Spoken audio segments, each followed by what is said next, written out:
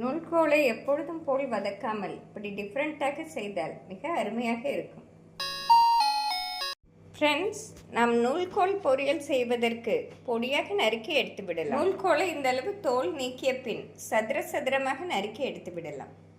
இந்த அளவு சதுர சதுரமாக நறுக்கிய பின் சுடு தண்ணீரில் போட்டு எடுத்து விடலாம். கொதிக்கும் தண்ணீரில் நூல்கோலை போட்டு நன்றாக வெந்து வரவும் வடிகட்டி விடலாம். நூல்கோல் வேகும் பொழுதே தேவையான அளவு உப்பு சேர்த்து விடலாம். நூல்கோல் பொரியலுக்கு தேவையான மசாலாவை வறுத்து எடுத்து விடலாம்.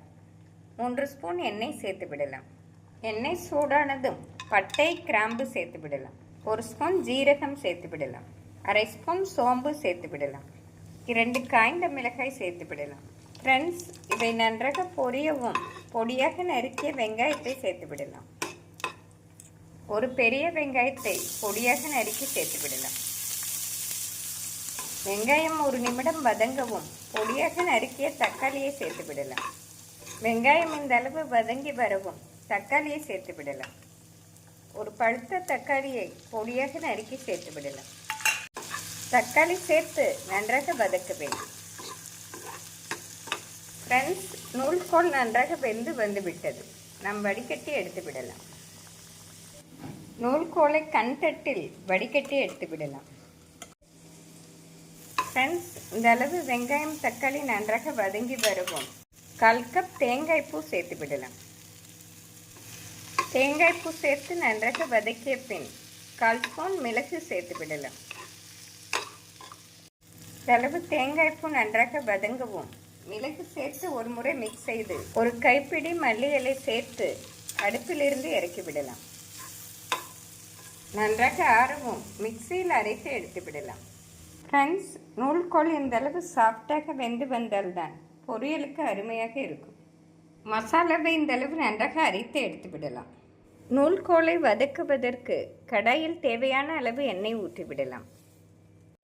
எண்ணெய் சூடானதும் 1 ஸ்பூன் கடுகு, 1 ஸ்பூன் உளுந்து, கடுகு உளுந்து நன்றாக பொரியவும் நறுக்கிய வெங்காயத்தை சேர்த்து விடலாம். உளுந்து இந்த அளவு சிவந்து வரவும் வெங்காயத்தை சேர்த்து விடலாம்.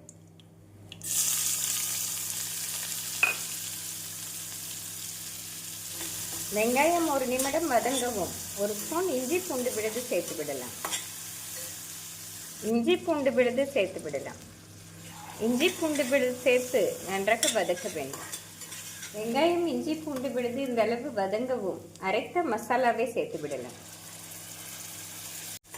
மசாலா சேர்த்து 1 நிமிடம் நன்றாக வதக்க வேண்டும். இந்தளவு மசாலாவை வதக்கிய பின் 1 ஸ்பூன் மஞ்சள் பொடி, 1 ஸ்பூன் காஷ்மீரி சில்லி பொடி, அரை ஸ்பூன் குழம்பு மசால் பொடி சேர்த்து விடலாம். ஃப்ரெண்ட்ஸ், மசாலாக்களை நன்றாக வதக்க வேண்டும். இதனுடன் 1/4 கப் தண்ணீர் சேர்த்து நன்றாக கொதிவிட வேண்டும். சிறிதளவு தண்ணீர் சேர்த்து கொதிவிடுவதால் மசாலா பச்சை வாடை நீங்கி அருமையாக வரும். தேவையான அளவு உப்பு சேர்த்து விடலாம். நாம் நூல்கோல் வேக வைக்கும் பொழுது சேர்த்ததால் இந்த அளவு உப்பே சரியாக வரும். ஃப்ரெண்ட்ஸ், மசாலா இந்த அளவு நன்றாக கொதித்து வரவும் நூல்கோலை சேர்த்து விடலாம்.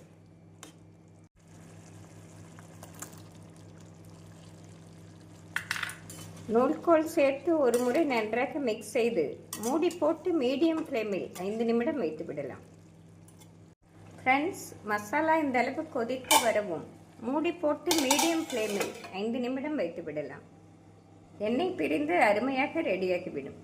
5 நிமிடம் ஆகிவிட்டது. நூல்கோல் பொரியல் அருமையாக ரெடி. ஃப்ரெண்ட்ஸ், இந்த அளவு மசாலாவுடன் இருந்தால்தான் சாப்பிடுவதற்கு அருமையாக இருக்கும். கறிவேப்பிலை தூவி அடுப்பிலிருந்து இறக்கி விடலாம். ஃப்ரெண்ட்ஸ், மிக சுவையான நூல்கோல் பொரியல் அருமையாக ரெடி. இதே முறையில் மசாலா அரைத்து செய்தோம் என்றால் நல்ல மணமாக இருப்பதோடு வீட்டில் உள்ள அனைவரும் விரும்பி சாப்பிடுவார்கள். நாம் பட்டை, சோம்பு சேர்த்து அரைத்து செய்வதால் நான்வெஜ் சுவையில் இருப்பதால் குழந்தைகளும் விரும்பி சாப்பிடுவார்கள். தயிர் சாதத்துடன் இதை சாப்பிட்டாலும் மிக சுவையாக இருக்கும். நம் லஞ்ச் பாக்ஸிற்கு சப்பாத்திக்கு சைட் டிஷ்ஷாக இதை கொடுத்தால் மிக அருமையாக இருக்கும்.